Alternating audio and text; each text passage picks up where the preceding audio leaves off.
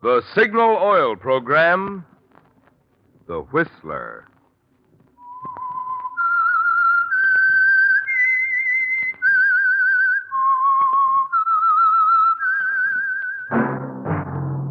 That whistle is your signal for the Signal Oil Program, The Whistler.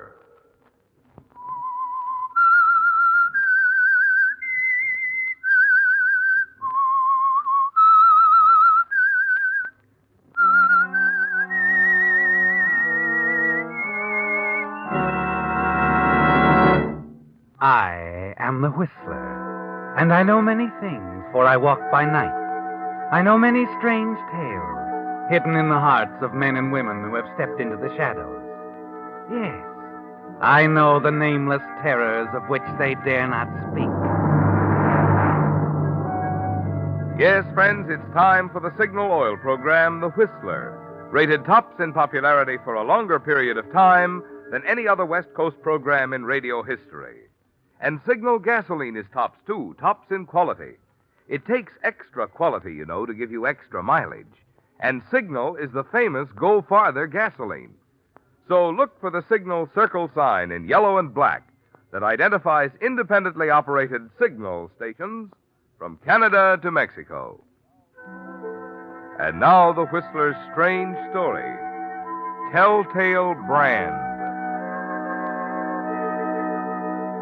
The small western community of Eagle's Nest, once a gold rush boomtown, still full of interesting landmarks, silent reminders of a hectic, glorious past, had turned into a quiet, peaceful center of small-town trade and commerce.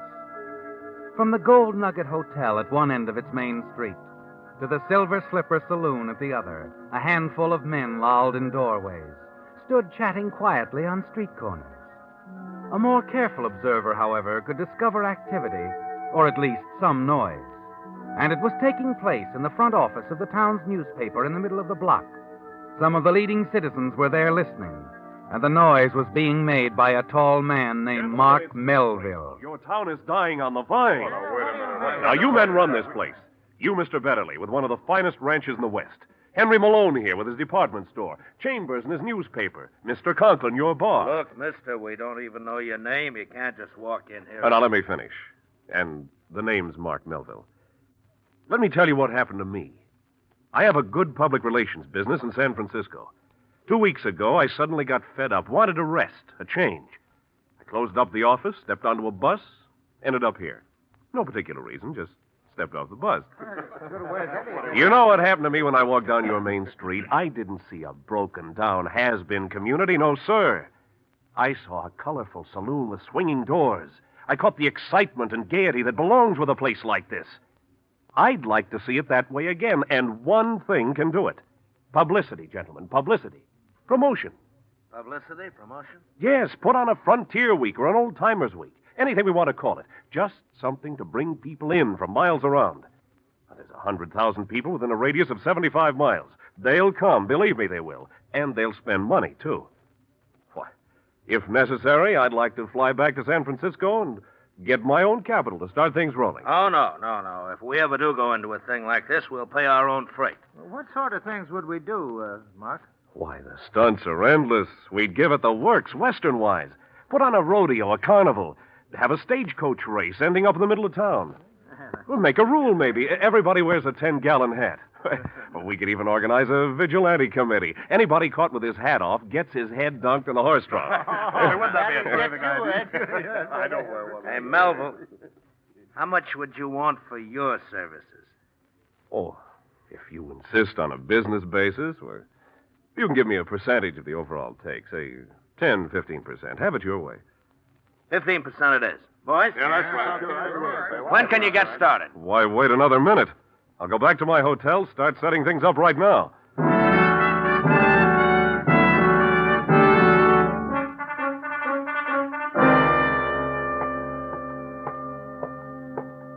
Just a minute, Mr. Melville. Where are you going? Why, up to my room? I wouldn't bother. It's locked. I got the key. I'm not sure that I understand. I get it. I know just what you're thinking. I wouldn't be surprised. You're thinking when I stepped off that bus 4 days ago, I was broke. Exactly. I want you to do something, Mr. Davis. I want you to go to that telephone there. Pick it up. Call Chambers Paper. Mr. Betterly's there. I want you to ask for him. Betterly? You know Jim Betterly? I came here to see him, and not 5 minutes ago, he talked me into a deal worth at least several $1,000s. Go on, call him. Get him on the phone. I insist, Mr. Davis. Tell Betterly what you think of Mark Melville. Tell him you don't want me in your hotel. See what he has to say about it. And about me. Well? Here's your key, Mr. Melville. Oh, Mr. Melville, I'll bring your bag up right away. I locked it in my office. When you bring it up, bring along a lunch menu. I'm going to be doing some work in my room. Yes, sir.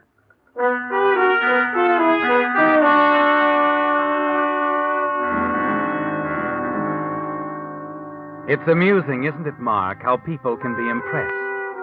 You've often thought that, given the means, you could change a universe. Only right now, and for several thousand badly needed dollars, you must concentrate on changing Eagle's Nest, putting it on the map as you promised. The next day, you move your headquarters over to the newspaper office. It's while you're at the typewriter pounding out the first publicity release on the Eagle's Nest Frontier Week that you met someone else. Hello. Hello?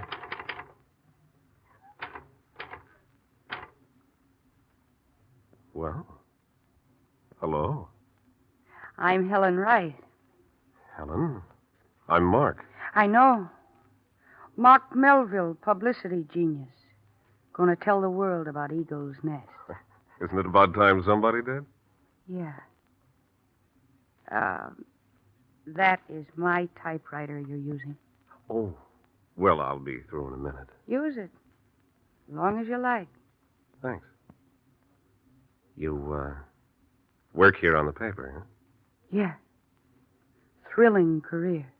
Bitter? Bored. Uh-huh. I know the feeling. What do you do about it? I generally start looking around for something new to take up my time. Interesting idea. It usually works. You like to discuss it sometime? Maybe. Live close by? No. I live out. About 5 miles. Doing anything tonight? Wasn't planning to.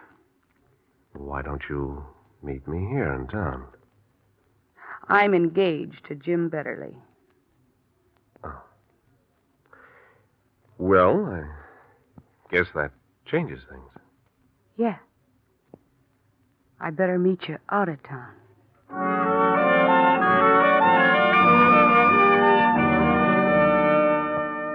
So now you have two things to amuse you, Mark. The Frontier Week plans and Helen.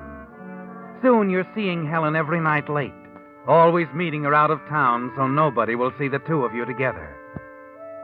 But a week or so later, you begin to notice two things which disturb you. First, Helen is getting more serious. And second, her fiancé, Jim Betterly, is staring at you very curiously these days. And then, just before the Frontier Week opens, it all comes to a head. After the final committee meeting, Jim Betterly waits while the other members leave, and then he comes up to you. Melville, Oh, Betterly. I want to talk to you. Yeah? I suppose you want to be sure you've got the plan straight. I got them straight, but that isn't what I want to talk about, Melville. No? No. I want to talk about Helen. Helen. Yeah, she's engaged to me. That means I'm in love with her and I want to marry her pretty soon. Why, sure. I hope you do, but... Melville, all this stuff you've done for the town so far shows you got a lot of brains. You're a pretty clever fella. Just don't get too clever. Look, I don't know what this is all about, Betterly, but believe me, you've got nothing to worry about as far as Helen's concerned. I'm glad you said that, Melville. Just don't forget it.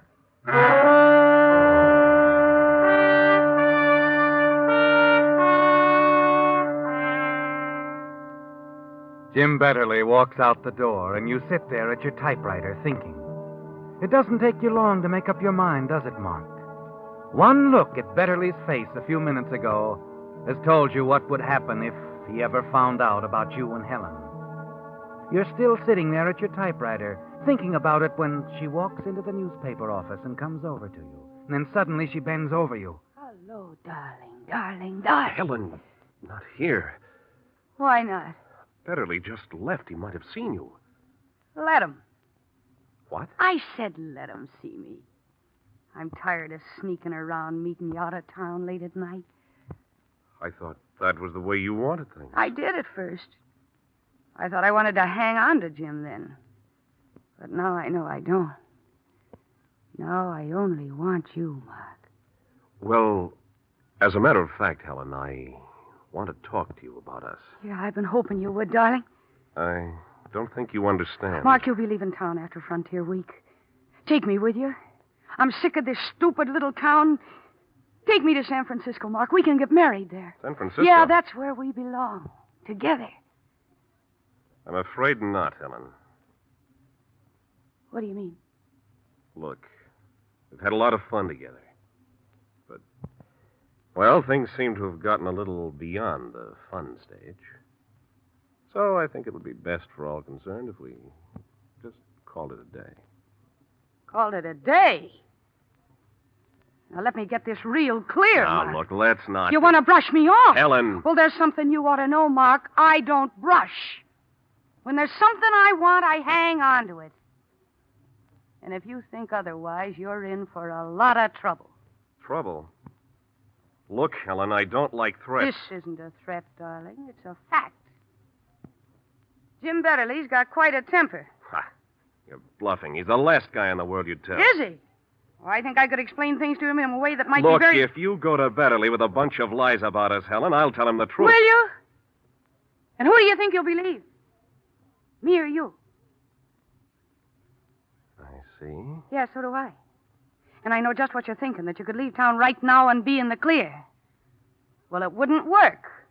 Because once I told Betterly about us, he'd follow you and he'd find you no matter where you went.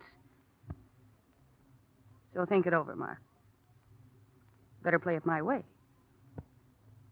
You'll be much safer. Much.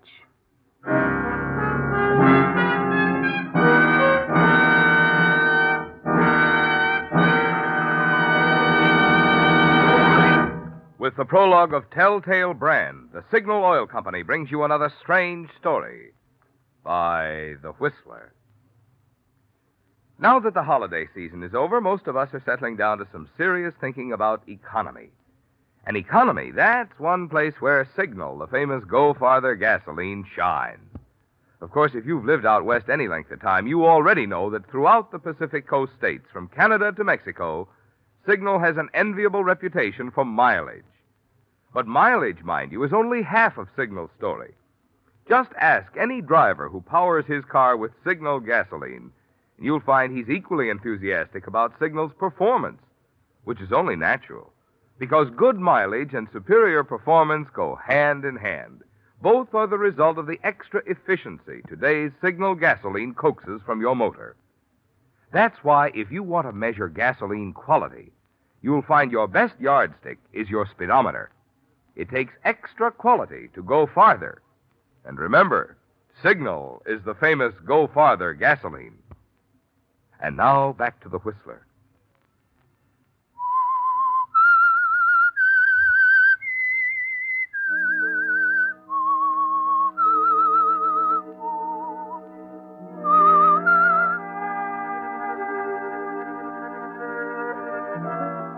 It had been so simple at the start, hadn't it, Mark? So easy selling the citizens of Eagle Nest on the idea of a Frontier Week celebration. And you looked forward to the day when it would all be over, and you could ride out of Eagle Nest with $3,000 or $4,000 in your pocket for masterminding the affair. Yes, it was a perfect setup. Until you became involved with Helen, Jim Betterly's fiancée. Now there's no telling how much trouble she'll make if she goes to Betterly with her version of what's happened. And yet you can't leave town. Not before you've collected the money that will be waiting for you at the end of the celebration. You think about it in the days that follow and struggle to reach a decision. Then Frontier Week opens, and you plunge into the 1,001 details of running the affair. You manage to avoid Helen as much as possible. And then on the night of the carnival, as you wander around the grounds, you notice Helen at a distance. She's with a stranger, a man you've never seen before. And then as you watch them... Melville. What? Oh, Betterly. How's it going? How's what going? Why, the carnival? Pretty good. I want to talk to you a minute, Melville. Well, This won't take long. I want to get it off my chest. Why, how come you're not making the rounds of the sideshows tonight, Betterly? Because I've been looking for you. Say, I see you've got a friend to show Helen around. A friend? Yeah, I saw her with someone a few minutes ago. He's no friend. I've never seen him before. Oh? Look, Melville. Hey, grab the tourist, boys. He hasn't got a hat on. Go on, get him over here. Here, vigilantes are doing quite a job, Betterly. That horse trough's gotten a lot of business. Yeah. Melville, quit changing the subject. What I got to say isn't easy, and I want to get it over with. All right. What is it? Last week, you and I had a little talk. Remember? Yes, but I told you then, Betterly. I thought you and Helen had been seeing each other. Look, Betterly. The last couple of days, I've hardly seen her, and now, tonight, she's with a stranger. You say you haven't seen her much lately? No. And, well, maybe I was wrong about you, Melville. I just wanted to tell you I'm sorry for shooting my mouth off the other day. Why, that's okay, Betterly. Sure, forget it.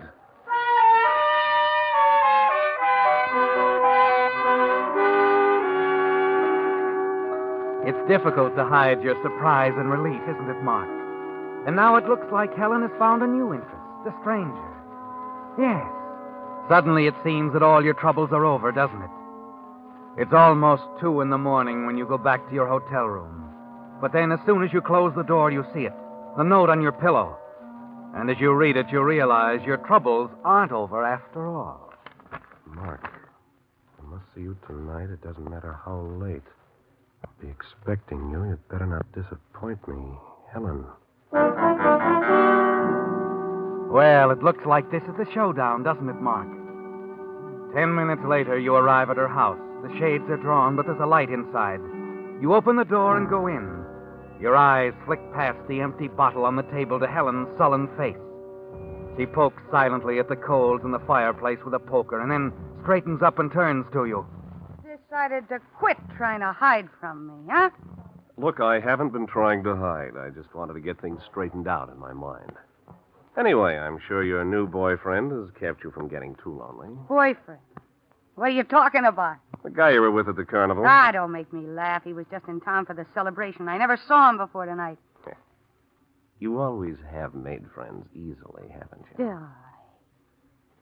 You'll pay for that crack. I gave you a few things to think about the other day, didn't I? Yeah. I've been thinking about them. I've reached a decision. What is it? Come into Frontier Week, I'm leaving town. Alone. I don't think you will. I don't think you'll do anything about Jim will kill you when I tell him. it. Look, A, I don't think you have enough nerve to tell him. B, even if you do, I don't think he'll believe you now, so just forget it. Forget it? You're going to take me with you, understand? You're going to take me with you. Take you with me to San Francisco? You must be out of your You mind. think you're too good for me, don't you? You think I'm just a small-town hick? Well, this is what I think of you. You shouldn't have done that, Helen. You've had something coming for a long time, and I'm going to You give stay it... away from me, Mark. Put that poker down. It's red hot, Mark. See?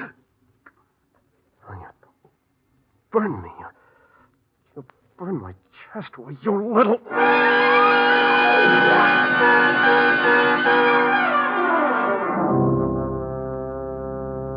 Moments later, you're standing there in a daze, Mark, staring at Helen's lifeless body on the floor, then at the angry X-shaped burn on your chest. Finally, your mind begins to clear. You look around the room.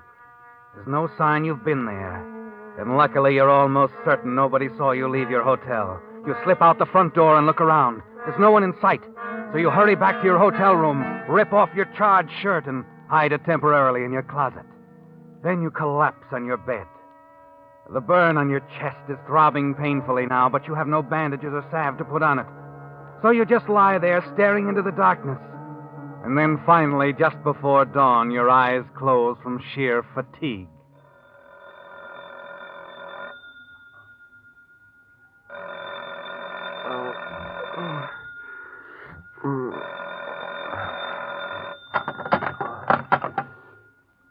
Oh. Melville? Yeah. This is Sheriff Horton. What? Yes, Sheriff. Can you come on over to my office right away? Why, yes, of course. Is anything wrong? Yeah, something's wrong.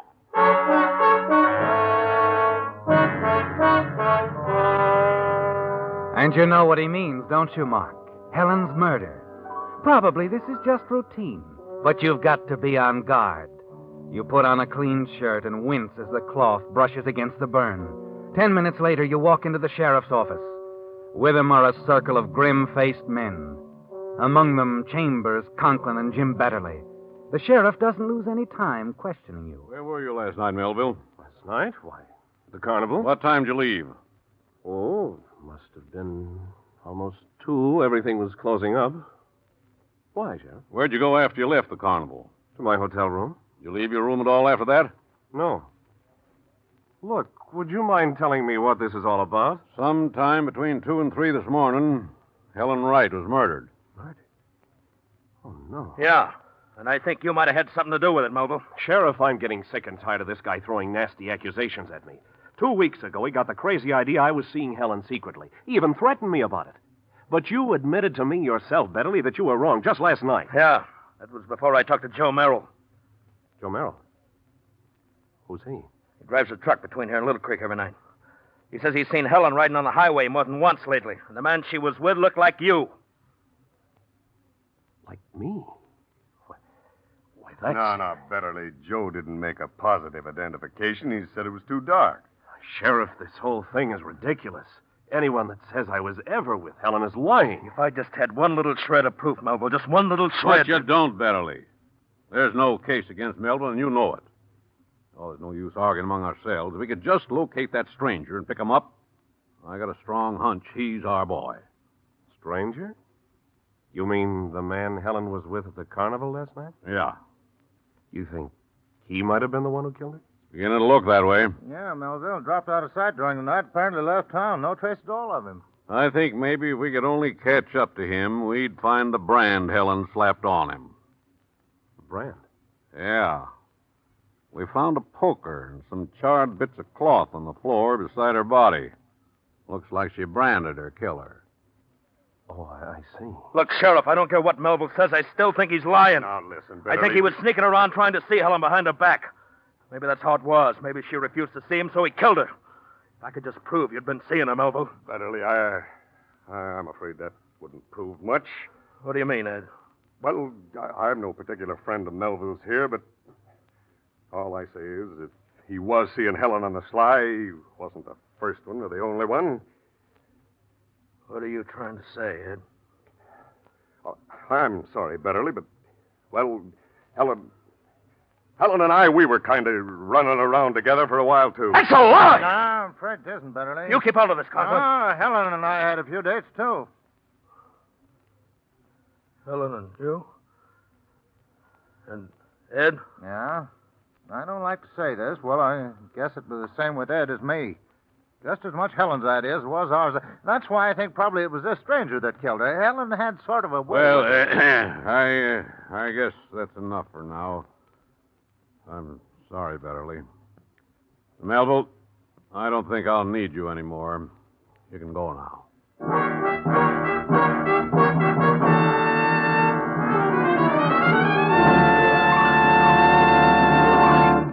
The Whistler will return in just a moment with a strange ending to tonight's story. Meantime, a brief weather forecast. Winter rains ahead. And every rain means more auto accidents. Consider, 1 out of every 5 deaths caused by autos occurs when roads are wet or slippery. Another 1 in 5 deaths occurs when driver's vision is obscured. Fortunately, there are 2 precautions you can take to avoid these hazards. 1, if a worn windshield wiper is leaving streaks across your vision, your signal dealer can install a fine new Rainmaster blade while you wait. And 2, if your tires are worn smooth, signal dealers can now equip your car with new 8-rib Lee Super Deluxe tires. The broader, flatter tread on these new Lee tires guarantees quicker stopping and greater non-skid protection. Well, there you have it. 2 items that can play a big part in helping you prevent an auto accident. So have your signal dealer check your windshield wiper and your tire treads this week. You'll feel a lot better knowing your car is equipped to take you safely through the rainy months ahead. And now back to the Whistler. It was a stroke of luck you hadn't counted on, wasn't it, Mark? Just when things looked darkest for you, the unexpected character witness, Ed Chambers and Bud Conklin, took the pressure off you, didn't they? The surprising light they threw on Helen's activities makes the missing stranger a very promising suspect in her murder. So now you're as good as in the clear, and it's a very pleasant feeling, isn't it? Even the burn under your shirt, the killer's brand, doesn't seem to hurt as much anymore. You follow the men out of the sheriff's office. Betterly stands at the horse trough, staring emptily down at the water. And you go over to him. Betterly, I'm sorry about what happened, Betterly. Leave me alone, Melville. Okay, Betterly. Okay. Hey, what's that bunch of men heading this way for? Huh? Oh, that's the Frontier Week Vigilante Committee. Vigilante Committee? Well, haven't they heard about what's happened? I don't know. Guess not. We better call the rest of this Frontier Week off, Melville. Yeah. Guess you're right. Well, hey, look if it ain't the big boss himself. Looks like the joke's on you, Melville. Come on, take your medicine. Hey, what is this? Let go of me. This is Frontier Week, remember? And you don't have your hat on, so you get your head ducked. Yeah. What? Just a minute. I'll get my head. It's right inside the sheriff's Oh, office. listen to him. Now, come on, get your shirt off. We're going to duck you. Right. Shirt. Sure. Oh, no, get your hands off me. What's the matter? Can't you take it when the joke's on you? Wait, I said, get your hands off me. Okay, boys, get his shirt off. Let go of me. Let go. Okay, we'll take his shirt off the hard way. Here goes. The brand. That burn on his chest. Ed, you better call the sheriff.